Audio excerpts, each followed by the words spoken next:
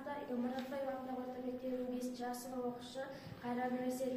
Абай Құнанбаев көз сұр болып түсі суық қаптай аспан, күз болып тым құтыман жерді басқан, білмеймін тойғаныма тоңғаныма, жылқы ойнап бие қашқан тай жарысқан, жасыл шөп бәйшешек жоқ бұрынғындай, жастар күлмес жүгірмес бала шулай, қайыршы шал кемпірдей түсі кетіп, жапырағынан айырылған ағаш қурай, біреу малма сапсиды салы биін, салбыраңқы тартыпты жыртық киім, енесіне ертіп шуда жібін, жас қатында жыртылған жамай дейін,